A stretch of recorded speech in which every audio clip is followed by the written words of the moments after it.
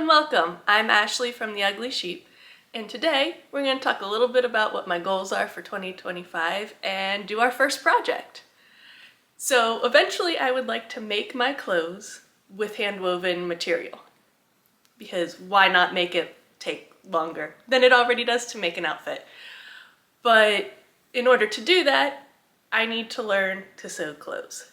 I haven't sewn clothes in probably 2 decades, and I usually had help with those ones. So I need to learn to sew clothes, and I'd like to make my own patterns, so I need to learn to pattern draft as well. So those are the 2 big ones this year that I need to tackle in order to sew my own wardrobe. And to start off, I'm going to be making a split side skirt. The pattern is from Wildflower Designs, and the link to purchase the pattern will be in the description below. The pattern I used was one that I printed from my home printer, and before you use it, you have to put all the pieces together, and it's marked like a grid, A1, A2, B1, B2, that you put together and line up. And it was not very difficult, but it is an extra step that you need to do if you are going to do that route instead of purchasing a pattern from a physical store. Once I had all of my pattern pieces cut out for my size, I then went on to cut out all of the pieces that I needed to interface. I also cut out the pockets from the interfacing material because the main fabric of this skirt is very stretchy and it wasn't really conducive to pockets. Once I had everything out of the interfacing and lining, I cut everything out of the fashion fabric. Once all of my pieces were cut out, I then pinned them all together to the respective pattern pieces. So it was interfacing if there was some in each of the pattern pieces so that they were properly labeled and I knew what was what. For the size and view skirt that I made, the pattern called for 4.5 yards of material at 60 inches wide. I had 5 yards, and I probably did have about a half a yard left over, but I was not very careful in my placement because I knew I had more than I needed. And that extra bit was very helpful in some of the bias binding. Once I had all of my pieces cut out, the first thing I did was make my bias binding for the pockets and for the waistband. In order to make my bias binding, I pinned where I wanted everything to fold just straight onto my ironing board before I pressed it, and that helped me keep everything straight since it was a very stretchy fabric that I was using. Once I had my bias tape, the first thing that was sewn together is the pockets.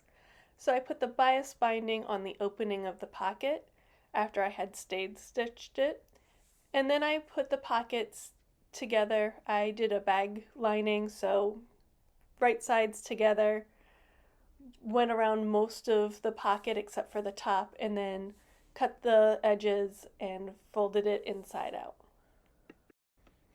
I did make sure to cut pretty large amounts of cuts along the curve because it was a fairly severe curve along the bottom of the pocket. And to finish most of my seams, I pinked my edges because the fashion fabric did not really fray at all, so I didn't feel the need to finish them with a whip stitch or with any kind of binding tape.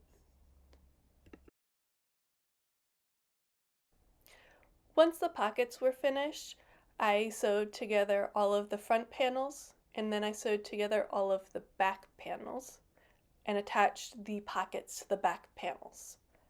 Once all the panels were together, I hand stitched running stitches into the top part of the panels in order to gather the front side down and then the back side down.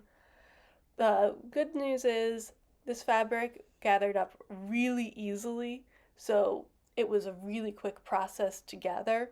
Unfortunately, it also meant that it was very difficult to sew gathered because I could not get the gathers to stay where I put them. They just kind of slid everywhere.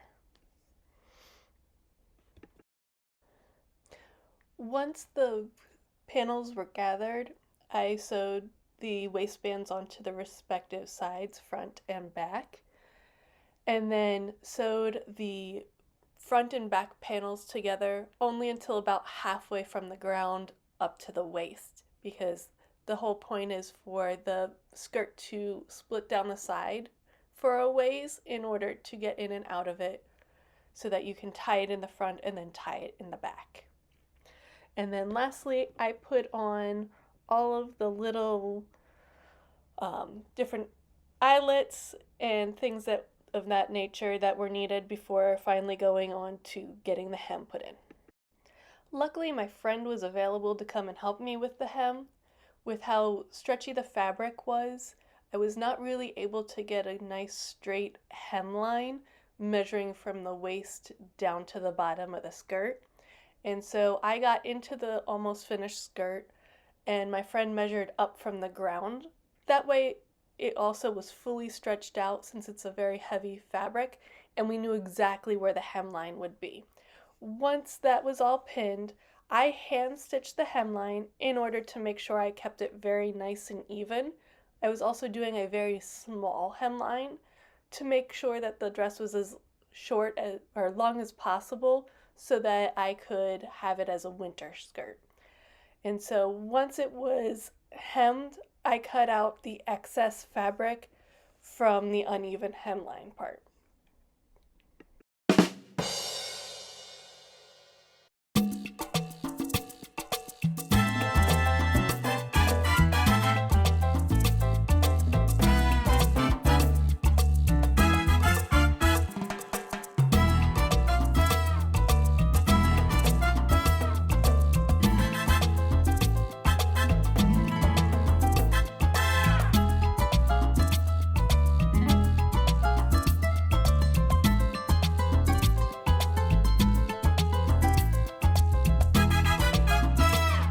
I am very happy with how this skirt turned out. So the pattern was really easy to follow, and it had a line for petite and a line for 5'6" versus the petite that was meant for a 5'2". I chose to make the full-length skirt even though I am a petite because this is more of a winter skirt and I wanted a longer skirt. And so I also made it out of a really thick material. So it is super warm. Just a couple of problems. One, it is very stretchy. So even though it is thick, I still had to interline the waistband, so it has made it very bulky. The other thing is it was really hard to sew with and cut out because it's very slippery. Now the nice thing is it gathered up just fine. The bad part is the gathers did not stay where I put them, so they are not even at all.